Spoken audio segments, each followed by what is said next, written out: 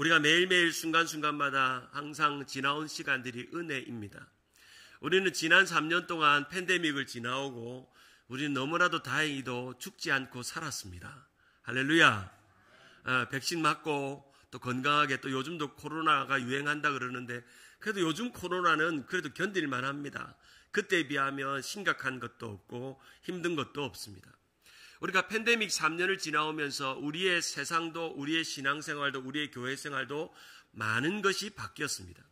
UC 버클리 윤리계 멜번디아라고 하는 행동금융학 교수님은 이 팬데믹 이후와 전후가 많이 바뀌었다고 말하면서 위기를 경험하면 사람의 뇌에는 새로운 사고방식이 자리 잡는데, 특별히 경제적으로 정상으로 돌아왔어도 우리는 팬데믹 이전과 다른 삶을 살고 있다라고 하는 보고를 했습니다. 특별히 그 경제적인 면에서 팬데믹 전과 후를 조사해 보니까 이 통계에 의하면 팬데믹 전과 후에 저축률이 3.6%가 떨어졌다는 겁니다. 저축을 안 한다는 겁니다. 그리고 사람의 소비를 조사해 보니까 외식과 의류 구입이 반으로 줄었다는 겁니다. 그전에는 기분 내면 외식도 하고 돈을 썼던데 이제는 저축도 안 하고 외식도 안 하는 그런 소비 행태가 일어났고, 반대로 무엇이 늘었냐 보니까 여행과 콘서트비가 늘었다는 겁니다. 한번 보고 끝나는 거. 우리가 팬데믹 이후로 내 인생이 한 방이구나, 한순간이구나라는 걸 사람이 뇌에 각인했다는 겁니다. 그래서 옷을 사거나, 저도 이제 이번에 이사할 때 제 옷을 보니까 팬데믹 때 산 옷이 하나도 없습니다. 지난 3년 동안 옷을 거의 안 샀습니다. 왜냐하면 팬데믹 때 사람을 안 만나니까 옷을 입고 나갈 일이 없고, 그러니까 옷을 살 일이 없었던 거죠. 그러면서 오늘 이 시대는 한번 먹고 즐기는, 또 한번 보고 즐기는 것으로 소비의 행태가 바뀌었다는 겁니다. 교회 생활도 마찬가지입니다. 팬데믹 전과 후가 참 교회가 많이 바뀌어 있습니다. 특별히 세 가지의 바뀐 특징이 있다면 교회의 공동체의 정신이 상실됐다는 겁니다. 우리가 공동체로 모이는 것에 대한 그런 약화된 문제들이 생기게 되고, 이전에는 전도하고 선교하고 실천했던 신앙들이 약화되는 실천적 신앙의 어려움을 겪고 있다는 겁니다. 그리고 이 팬데믹 이후에 가장 큰 어려움은 공동체가 사라지면서 철저하게 신앙이 개인주의가 됐다는 거예요. 개인주의. 그래서 기도합시다, 모입시다, 부흥회 합시다 하면 이전같이 안 모여요. 새벽 기도도 이전같이 안 모여요. 많은 목사님들이 그래요. 요즘 부흥회 하기가 겁난데, 옛날엔 부흥회 한다 그러면 자리를 채우는 거는 그냥 가득가득 채워지는데 요즘은 강사 모시기가 부끄럽대요. 부흥회 한다고 하는데 목사님한테 문자가 오는데, 목사님 저는 온라인으로 부흥회 참석할게요. 참석하기만 해도 온라인이든 실시간이든 현장이든 귀한 일이지만 예배당에 오는 일이 점점 줄어드는 겁니다. 옛날에는 죽어도 교회에서 죽고 아파도 교회에서 죽겠다 이런 마음이 있는데, 요즘 조금 시름시름 아프면 예배당에 잘 안 가요. 조금 남한테 폐를 끼치기도 하기 때문에 안 가기도 하지만, 조금 시름시름 몸이 아프면 아프다는 핑계로 예배당에 안 오고 그냥 온라인 예배드리는, 그것도 이제는 노멀이 됐습니다. 뉴노멀이 됐습니다. 이러한 위험한 신호들과 상황 속에서 교회는 점점 성도들이 공동체와 교회를 멀리하면서 은혜의 삶을 실패하는 경우가 종종 많아집니다. 모이기 힘들고 예배하기 힘들고 찬양하기 힘들고 기도하기 힘드는 그러한 시대를 살고 있습니다. 사랑하는 여러분, 우리가 지난 3년 팬데믹을 지나봐도 여러분이 하나님을 사모하고 예배당으로 모이는 여러분의 마음이 여전합니까? 그렇다면 여러분 안에는 은혜가 여전히 워킹하는 것입니다. 여전히 이전에 받았던 은혜와 지금에 받았던 은혜가 동일하다면 그 인생은 정말 다행입니다. 다행. 3년이라는 신앙의 공백기가 지나서도 이전과 지금이 동일하다면 여러분은 정말 다행입니다. 여러분에게 여전히 세월이 흘러가고 세상이 바뀌어도 새로운 뉴 노멀이 와도 내게 은혜가 필요하고 은혜가 있다면 그 인생은 정말 다행입니다. 아멘. 우리 옆에 분에게 축복합시다. 당신에게 은혜가 있어서 다행입니다. 한번 또 이렇게 얘기합시다. 당신이 지금 여기 오늘 있어서 다행입니다.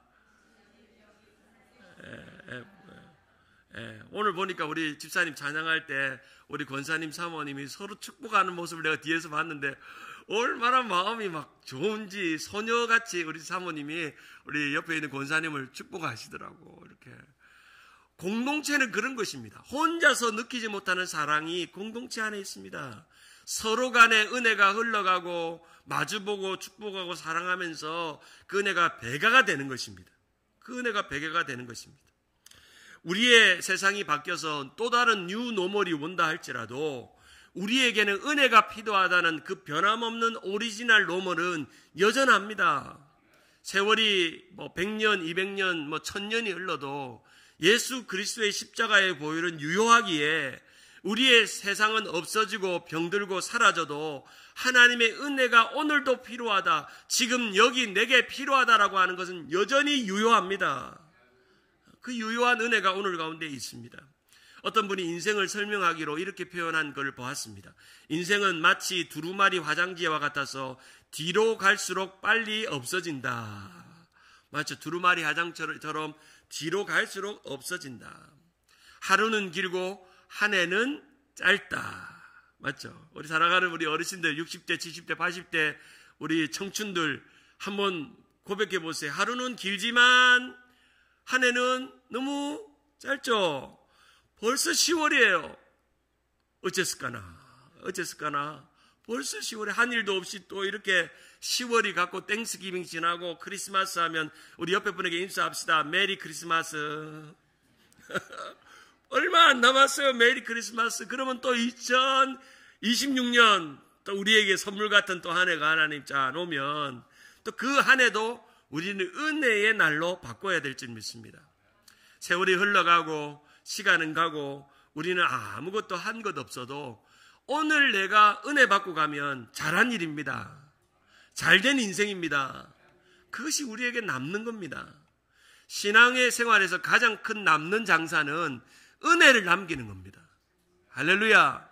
여러분의 자녀들과 자녀손들에게 좋은 재산 안 남기고 몇 수십만 불 아이들에게 유산을 안 남겨도 우리 엄마 아빠는 은혜로 살았다.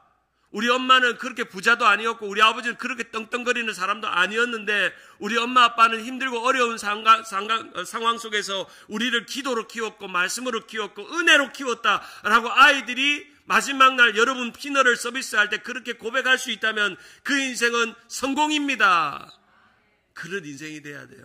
그래서 툭하면 은혜가 나오고 툭하면 감사가 나오고 툭하면 감사가 나오는 거죠.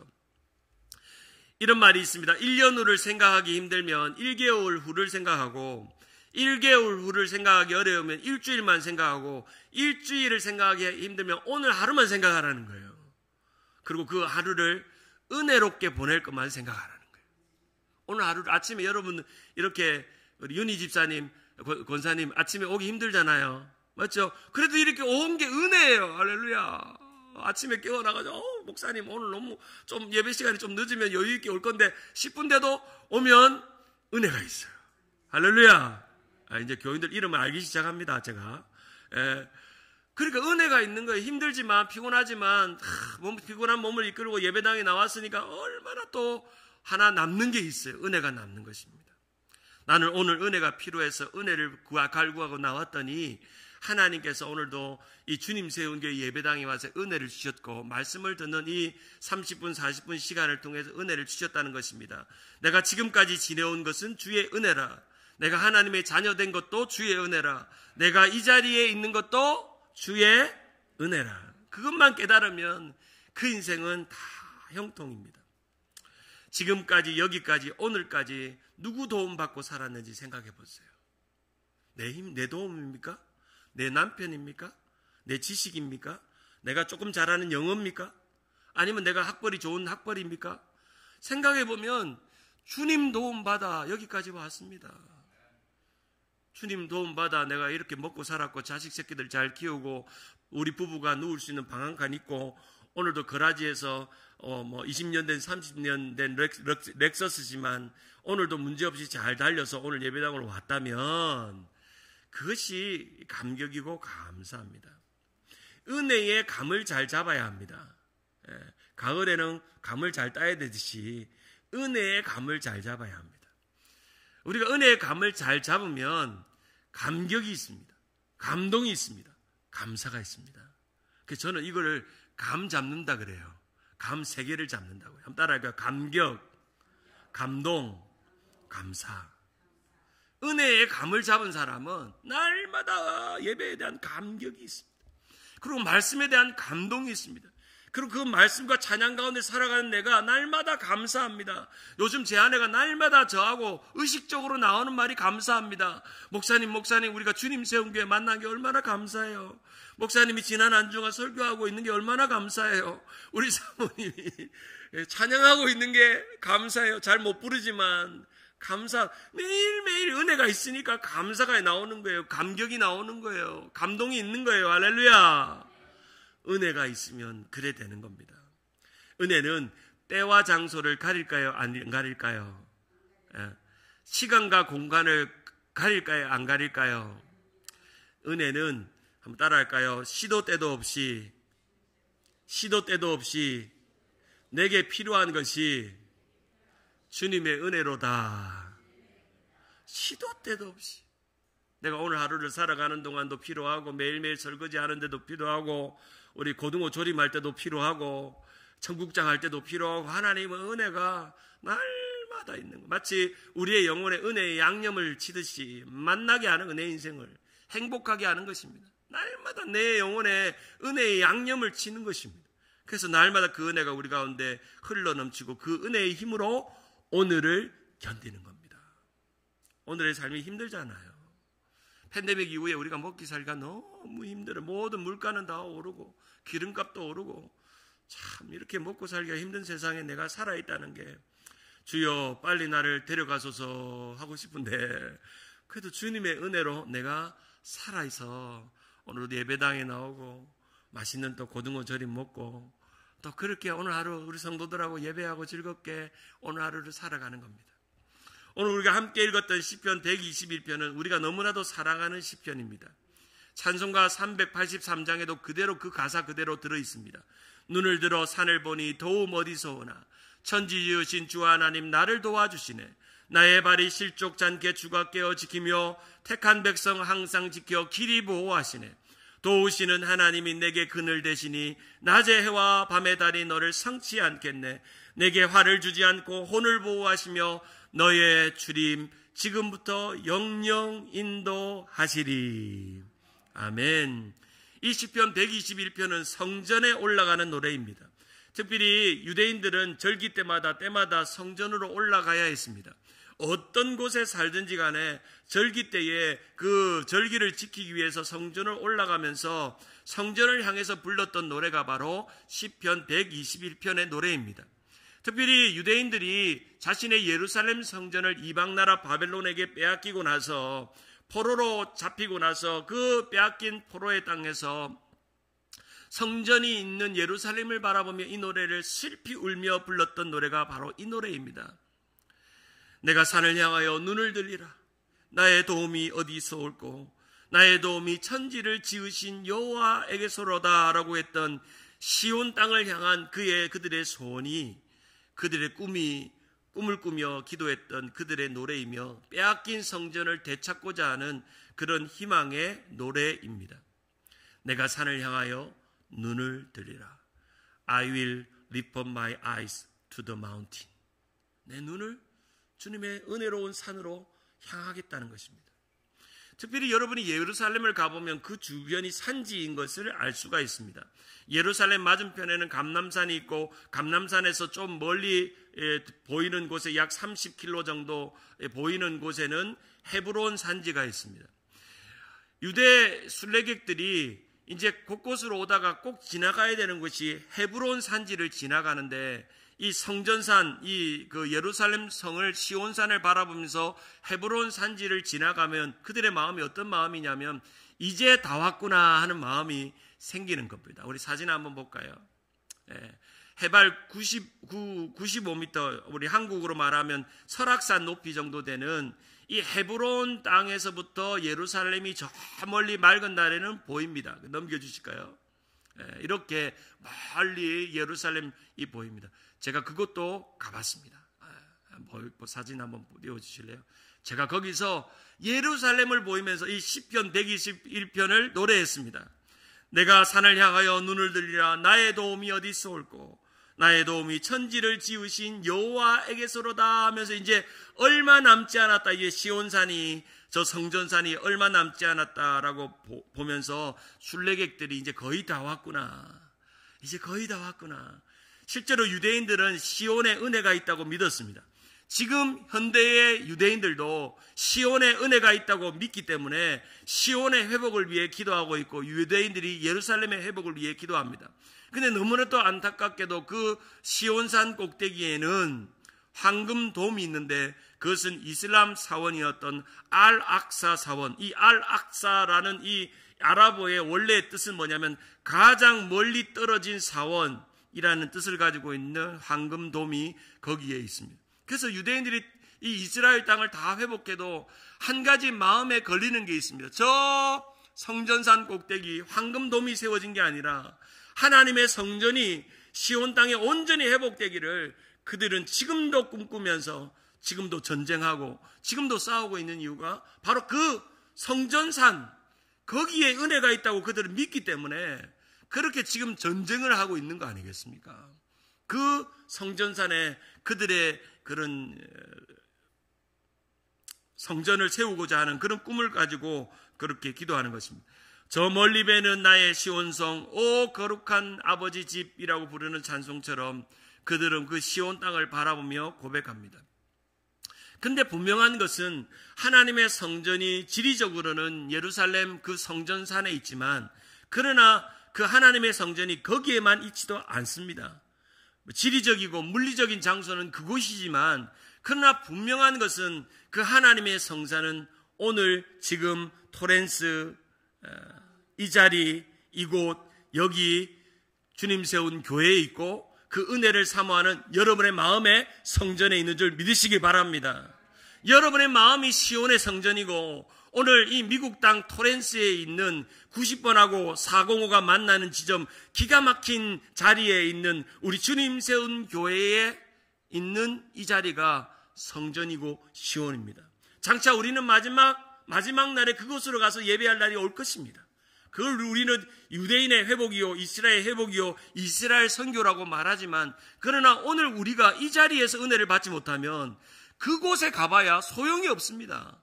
오늘 이 자리에서도 우리에게 은혜가 있고 그 은혜를 저 예루살렘과 유대인들이 그 이슬람 사원이 알-악사 사원이 무너지고 거기에 주님의 교회가 세워지는, 우리 주님 세운 교회 지교회가 세워지는 그런 꿈을 꾸는, 그게 바로 이스라엘의 선교고 이스라엘의 회복입니다.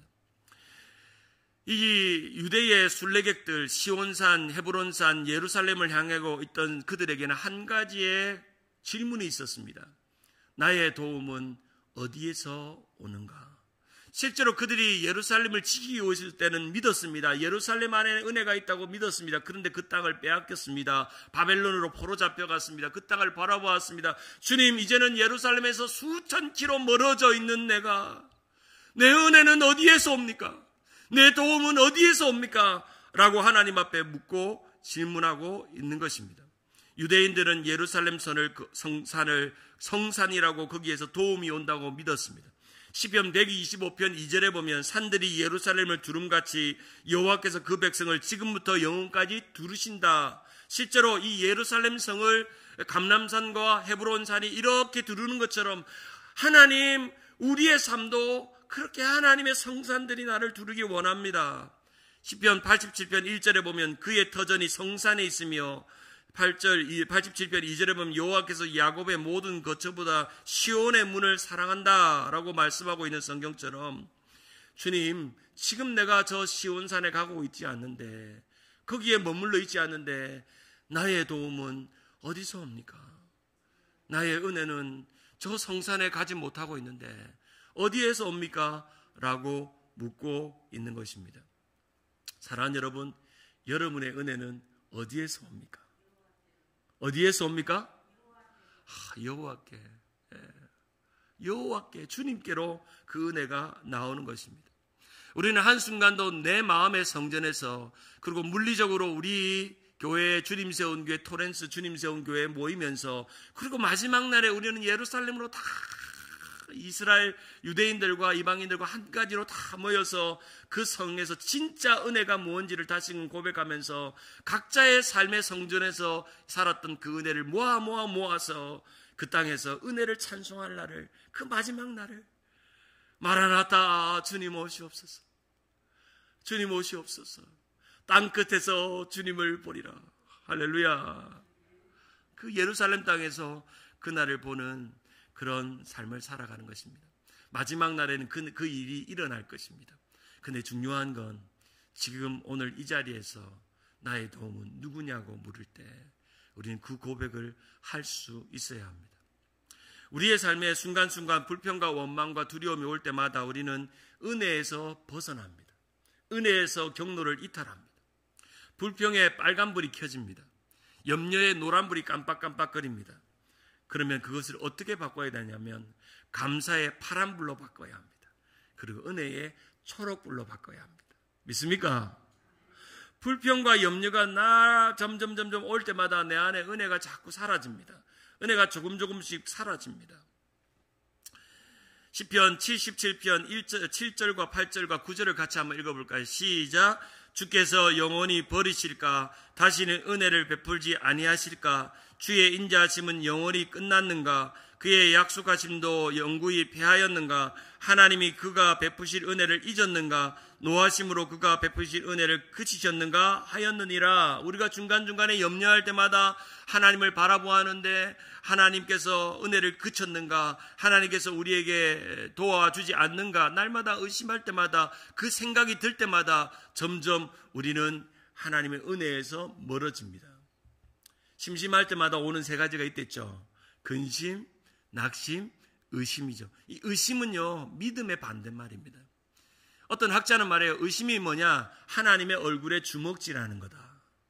하나님을 믿고 의지하면서도 하나님을 못 믿고 마치 하나님의 얼굴에 뺨을 때리는 것 같은 마음이 의심이라는 겁니다. 탁월한 한국의 청교도 설교자 중에 한 분인 김남준 목사님이 쓴 은혜에 미끄러질 때라는 책을 보면 염려와 은혜가 상극인 것을 이렇게 설명합니다. 염려는 하나님 없이 사는 이방인들의 해결책이다. 그러나 은혜는 하나님의 자녀의 가장 좋은 해결책이다. 염려가 될 때 더욱 은혜를 받아야 하는데, 이는 은혜를 받을 때 육신의 염려는 하나님을 향한 영혼의 갈망으로 전환된다.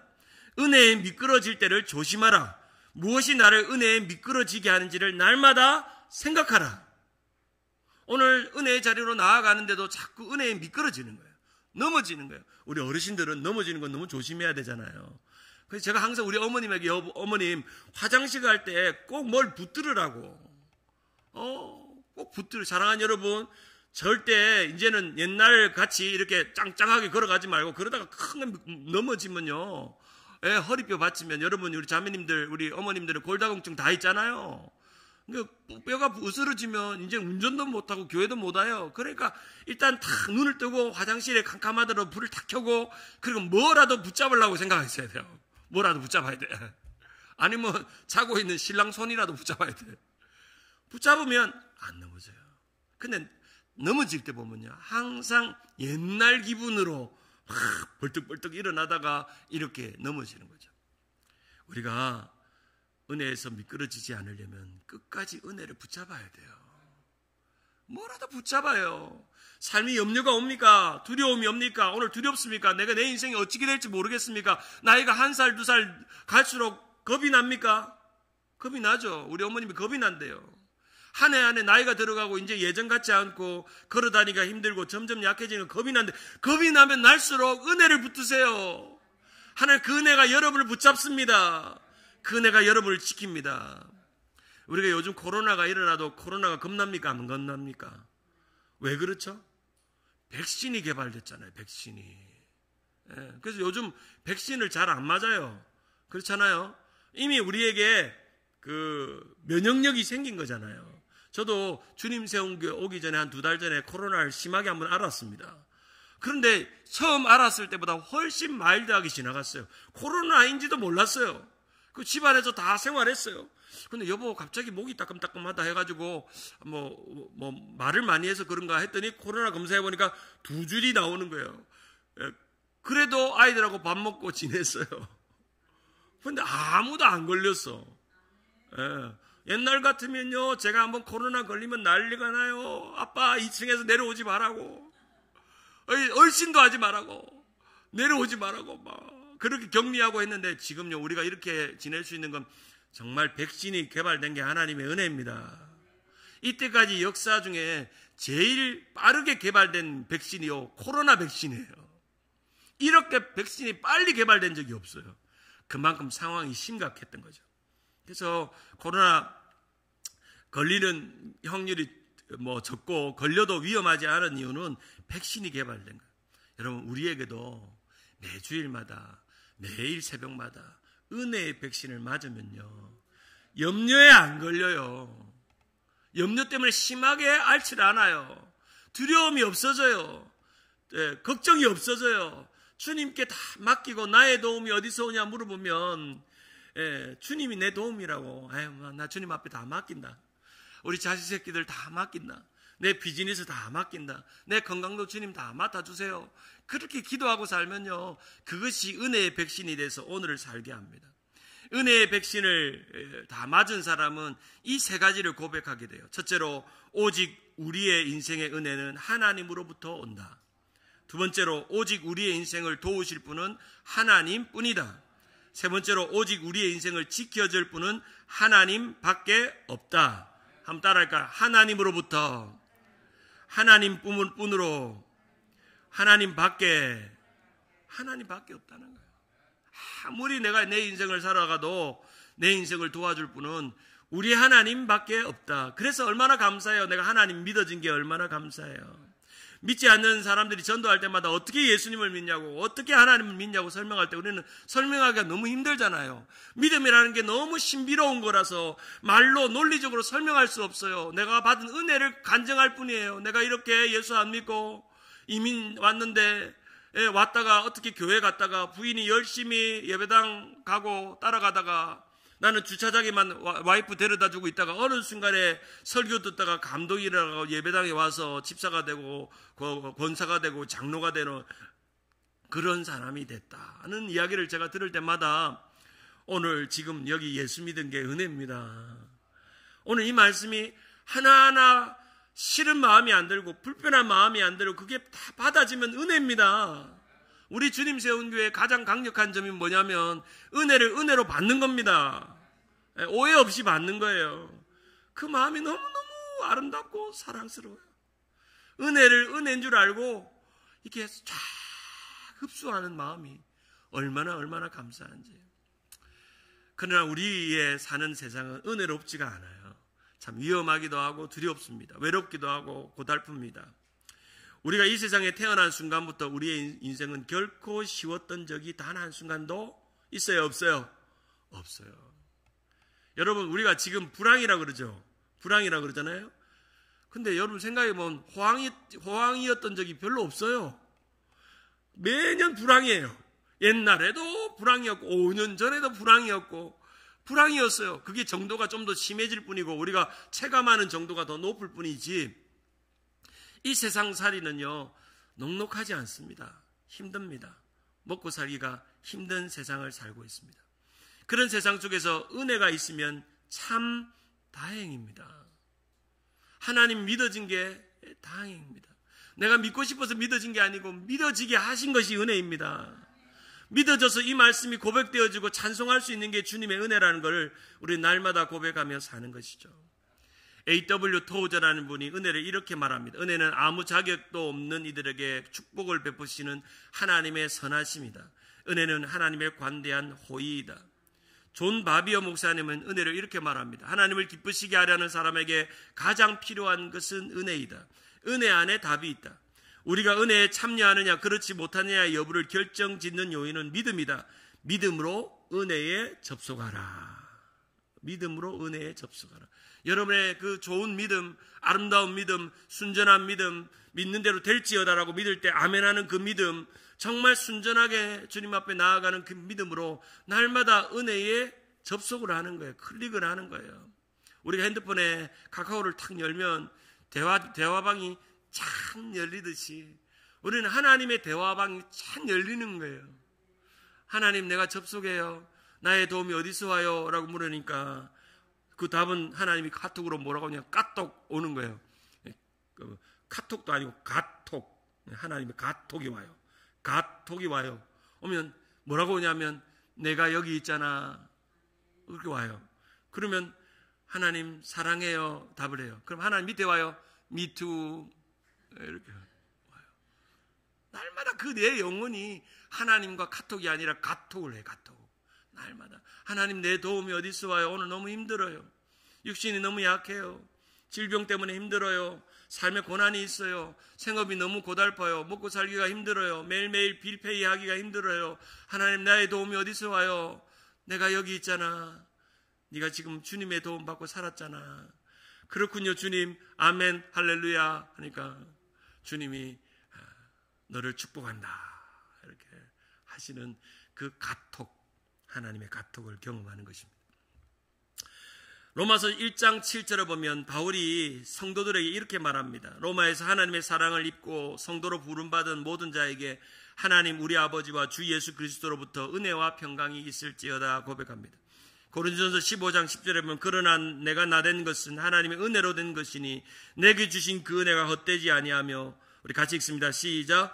내가 모든 사도보다 더 많이 수고하였으나 내가 한 것이 아니오 오직 너와 함께 하신 하나님의 은혜로다. 나의 나됨은 하나님의 은혜라는 그 고백.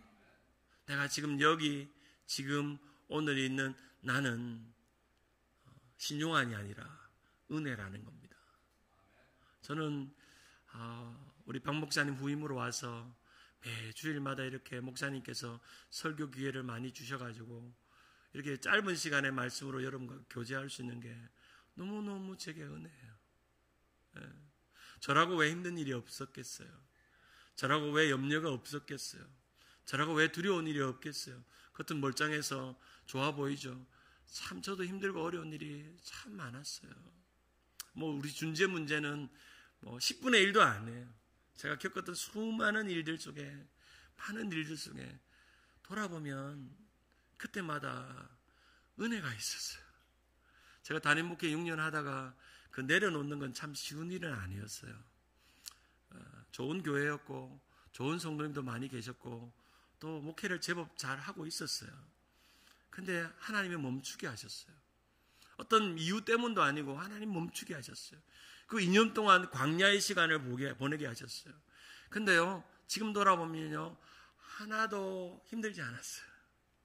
하나님이 때마다 일마다 다 도와주시고 은혜 주시고 용기 주시고 힘 주시고 견딜 능력을 주시고 이렇게 주님 세운 게 만나게 하셨어요. 은혜로다. 참 돌아보면 한순간도 버릴 것이 없어요. 우리 세상의 풍파와 풍랑을 만나도 기억해야 될 것은 내 삶의 안전의 항해를 가는 동안 내 믿음의 배가 갈 때 은혜의 닻을 내리는 거예요. 은혜의 닻을.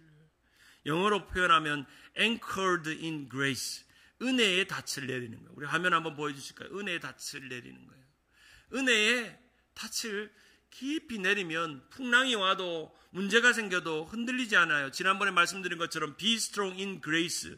두 번째는 anchored in grace. 은혜에 내 닻을 내리는 겁니다. 배가 가장 안전한 곳은 항구에 있습니다. 있을 때입니다. 그 항구에 닻을 내리는 것입니다. 주님 세운 교회 은혜의 공동체에 내 믿음의 닻을 내리셔야 합니다. 여러분의 구역의 소그룹에 은혜의 닻을 내려야 됩니다. 말씀의 은혜의 닻을 내려야 합니다. 새벽기도회, 금요기도회, 주일예배에 참석하면서 날마다 은혜의 닻을 내려야 합니다. 그리고 그 닻을 끌어올리고 내 믿음의 항해를 아름답고 도전적으로 할 때, 그때 우리는 불렀던 찬송처럼 은혜의 바다로 나아가는 겁니다.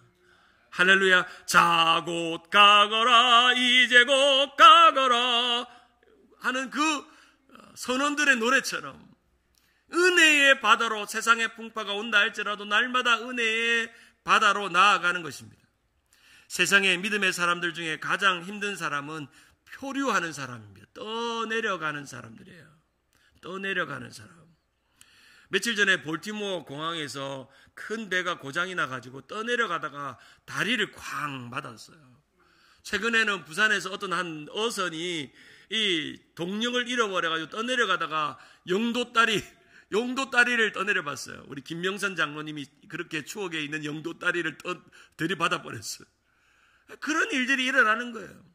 여러분, 믿음 없이 떠내려가는 인생은 어딘가 들이받게 돼 있습니다. 어딘가 남편을 들이받고 아이를 들이받고 서로를 들이받고 심지어 교회 안에서도 은혜가 없으면 들이받아요. 우리가 경험해봤잖아요. 들이받는 사람이 얼마나 무서운지. 여러분, 은혜를 받았다가 은혜를 잃어버리면 무서운 사람 됩니다. 그래서 우리는 은혜가 있어야 돼. 우리는 좋은 사람 돼요. 할렐루야. 그런 은혜가 있습니다. 히브리서 2장 1절을 보면 이런 구절이 나와요. 2장 1절. 그러므로 우리는 들은 것에 더욱 유념함으로 우리가 흘러 떠내려가지 않도록 함이 마땅하다. 여기 나오잖아요. 히브리서 기자가 말합니다. 너희는 흘러 떠내려가지 않는 게 마땅하다. 은혜에 anchored, 바로 닻을 내리고 그렇게 견고히 살아라고 말씀합니다.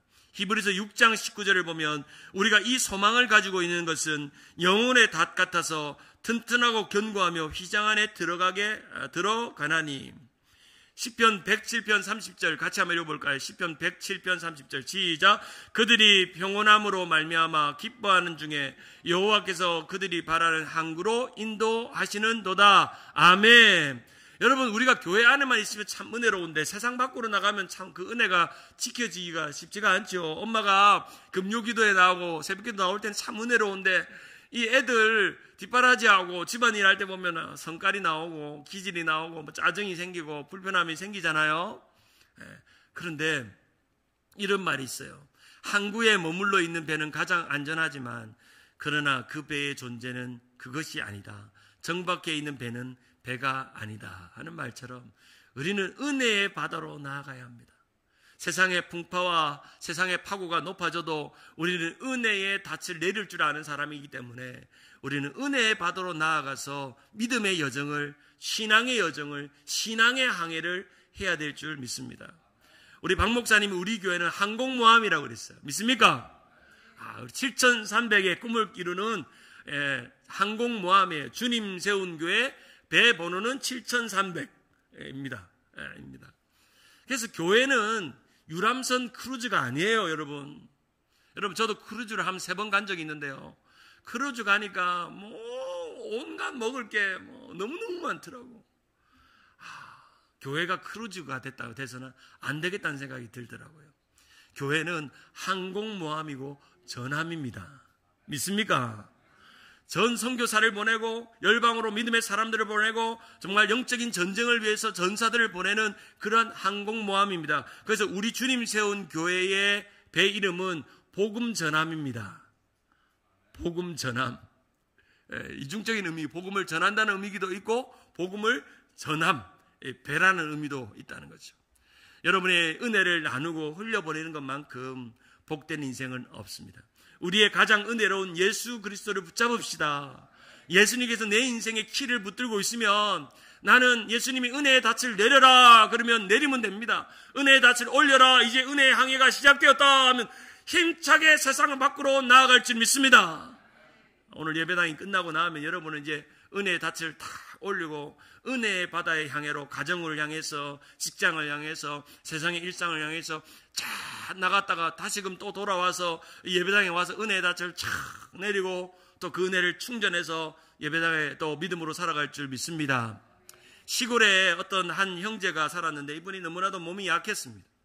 근데 늘 집 앞에 자기 문 앞에 큰 바위가 있었는데 그거 볼 때마다 너무 짜증이 난 거예요. 몸도 피곤한데 이걸 자꾸 돌아가야 되니까 너무 화가 난 거예요. 그래서 하루는 하나님 앞에 기도했습니다. 하나님, 저 집 앞에 바위가 깨지든지 천둥번개를 맞든지 사라지게 해달라고 그렇게 기도를 했더니 하나님이 이 약한 청년에게 뭐라고 말했냐면, 사랑하는 아들아, 집 앞에 바위를 매일같이 한번 밀어봐라. 힘껏 밀어봐라. 네가 힘 닿는 데까지 밀어봐라 라고 하는 겁니다. 그래서 그 말씀을 듣고 희망을 가지고 하나님 어떻게 해주겠지 생각하고 8개월 동안 그 집 앞에 자신을 불편하게 하고 짜증스럽게 만들었던 그 바위를 매일같이 밀었어요. 그런데 이제 그 바위가 움직였는가를 생각해서 자로 재보니까 8개월이 지났는데도 1cm도 안 움직여진 거예요. 안 움직여진 거예요. 그래서 너무 짜증이 나가지고 하나님 앞에 기도실에 가서 기도를 했습니다. 하나님 하니까 하나님께서 이 청년에게 물어보십니다. 왜 이렇게 슬퍼하느냐 물어보니까 이거 다 하나님 때문입니다. 하나님이 말씀대로 8개월 동안 희망을 품고 바위를 밀라고 했는데 1cm도 안 옮겨졌습니다. 어떻게 하나님 이렇게 나를 힘들게 합니까? 몸도 약한데. 그러니까 하나님께서 이렇게 말씀하십니다. 나는 내가 바위를 옮기라고 너에게 말한 적이 없다. 그냥 바위를 밀라고 했을 뿐인데 이제 한번 네 집에 화장실에 가서 거울로 네 모습을 한번 봐라 하는 거예요. 그 거울을 가서 화장실에 자기 모습을 보니까 훨씬 이전보다 건강해져 있는 거예요. 근육이 붙어 있고 막 팔에 손에 힘이 생기고 있는 거예요. 그때 깨달았죠. 지난 3개월 동안 밤마다 지나갈 때마다 기침하고 또 기분이 힘들었는데 이 밀고 있는 순간 기침이 없어졌다는 걸 아는 거예요. 그리고 몸이 더 상쾌하고 내가 이걸 매일 밀고 나서는 잠을 잘 잤다는 걸 아는 거예요. 그러고 나서 한 가지 깨달았습니다. 하나님의 계획은 바위 위치를 변화시키는 게 아니라 그 사람을 변화시키는 거였다. 여러분, 우리의 인생에 큰 바위들이 얼마나 많습니까? 내가 밀어도 안 없어지는 그 인생의 많은 두려움, 염려들이 얼마나 많습니까? 그런데 그 바위를 믿음으로 밀었더니 나에게 그걸 견디는 힘을 주신 것입니다. 은혜가 나를 변화시킵니다. 은혜의 순간은 여러분이 변화하는 순간입니다. 은혜의 강력한 힘은 오늘 내가 변화되는 겁니다. 감정이 변화되는 겁니다. 생각이 바뀌는 겁니다. 좋은 마음을 품게 되는 것입니다. 은혜의 순간으로 힘을 얻는 것입니다. 말씀을 뵙습니다. 지난 주일과 마찬가지로 오늘 설교 제목이 지금까지 주의 은혜라인데 이 제목을 어디서 따왔을까요? 찬송가 201장 지금까지 지내온 것이라는 찬양에서 따왔습니다. 우리 어른들이 제일 좋아하는 찬양 1순위가 지금까지 지내온 것, 2순위가 나의 갈 길 다 가도록, 3순위가 내 영혼이 은총 입어, 4순위가 사철의 봄바람 이거거든요. 대부분 어른들이 좋아하는 노래를 꼽으라면 1순위가 거의 지금까지 지내온 것을 꼽습니다. 한국인들 어르신들을 다 조사해보니까 1위부터 10위까지의 찬송 중에 1위가 지금까지 지내온 것이라는 노래입니다.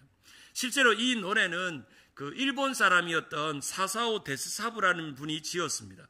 그래서 이 가사를 이 데스사부가 짓고 곡은 캐나다 큰빛 장로교회였던 박재훈 목사님이 지었습니다.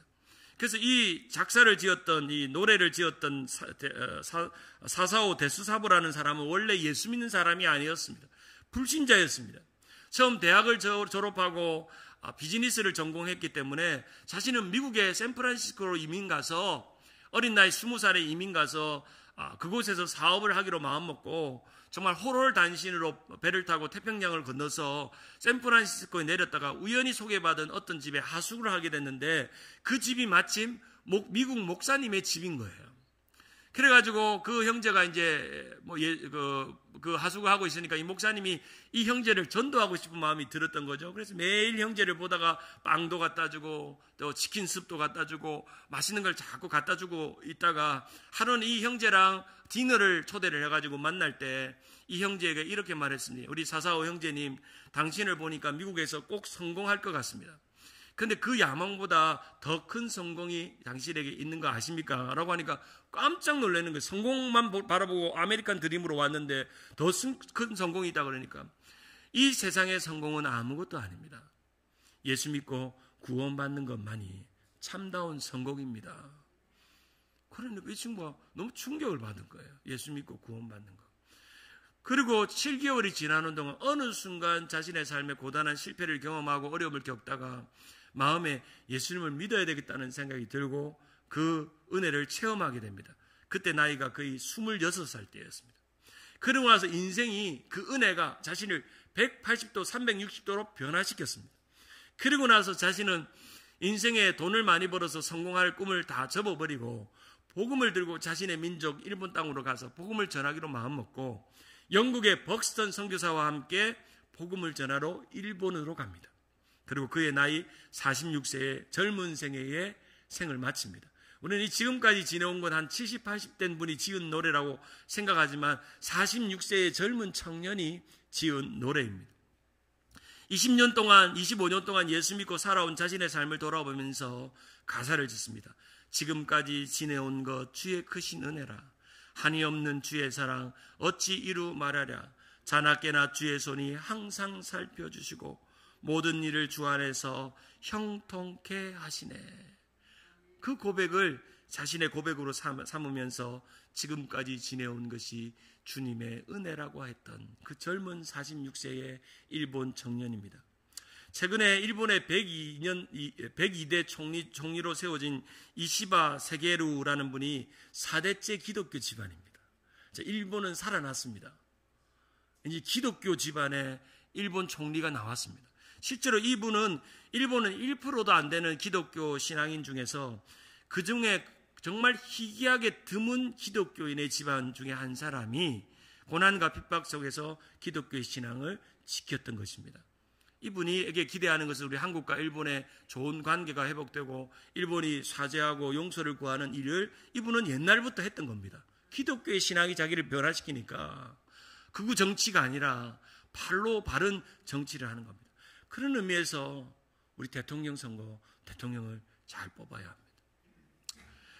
우리가 사는 모든 인생을 살아가는 동안 우리는 시편 121편 3절에서 8절을 읽고 오늘 말씀을 마치려고 합니다.